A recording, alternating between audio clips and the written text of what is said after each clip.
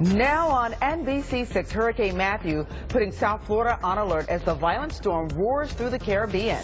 And many of you taking precautions. We're live in Miami-Dade and Broward counties as stores and gas stations are swarmed with people making preparations. And a look at the destructive path the storm took after hitting Haiti with heavy rain and powerful winds and tides. Live, the news on NBC6 starts now. Florida on high alert. Much of the state of Hurricane Matthew, the cone of concern. Much of the state is in that cone. Right now, Broward, Miami-Dade, and Monroe counties are under a tropical storm watch, and Palm Beach County is under a hurricane watch. And many of you are wasting no time getting ready. We're already seeing long lines at grocery stores and gas stations as families heed the warnings. Really getting smart about this, stocking up with the essentials. The eye of the violent storm making landfall in Haiti this morning, as you know, bringing devastating winds, torrential rains, and a storm surge with massive waves. Thank you so much for joining us. I'm Trina Robinson. And I'm Keith Jones in for Adam. We have extensive coverage on Matthew as the powerful storm heads in our direction with crews in all three counties under watches right now. But we begin with South Florida's Chief Meteorologist John Morales, who is tracking the storm's every move and joined us with his expert analysis right now. John. Hi, guys. Good afternoon. Well, I mean, for the most part this afternoon, I think the news is generally bad. I mean, the only piece of good news is that South Florida from the Florida Keys into Broward County, instead of being under a hurricane watch, is under a tropical storm watch. So that means currently, or the current thinking from the National Hurricane Center, there isn't as much of a risk of a hurricane striking South Florida as there is for a side swipe off to the east. And I've always told you it's improbable that it would strike South Florida. But there are still, at this hour, no guarantees. And the model trends from the morning runs are not very positive for South Florida. Now, let's talk about the hurricane as it stands right now.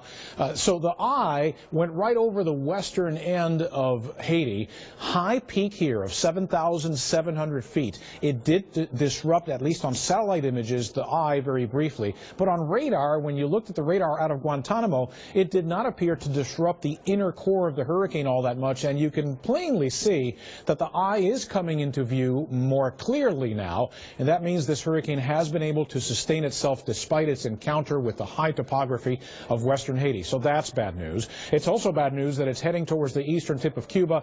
The easternmost provinces of Cuba will likely be impacted quite severely by this hurricane as it moves by. There have been 30 inches of rain already in this portion of the Dominican Republic, the southwestern portion. This is actually measured by official rain gauges there, so I can plainly tell you they've already measured 30 inches of rain, and chances are if it's rained 30 inches here, it's probably rained 40 or plus inches over Haiti. Now, the reports coming out of Haiti are very, very slow right now, and exactly the magnitude of the catastrophe for them is yet to be seen. I think we'll be seeing that in days ahead. For the time being, hurricane warnings continue for Haiti and for Cuba. They extend from the southern Bahamas, actually for the entire country of the Bahamas. You are all under a hurricane warning right now, with a possible exception of the far easternmost Bahamas at this hour. Now, notice, here are the tropical storm watches in effect for Broward, Miami-Dade, and the Florida Keys.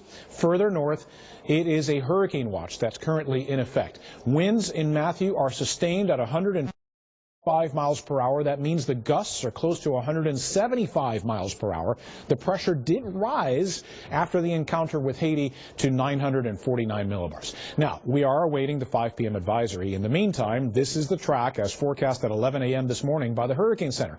Tonight in Cuba. Tomorrow, much of the day over the Bahamas, taking a turn towards the northwest, being pushed in that direction by high pressure in the Atlantic, so that it would strike the entire Bahamas, including the most populated centers in the Bahamas like Nassau and New Providence and Freeport in Grand Bahama.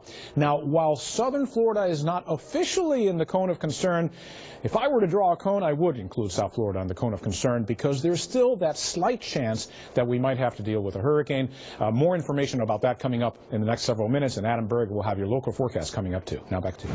All right, John, thanks very much. And before we move on with our own coverage here, we're going to talk about the governor. This is his third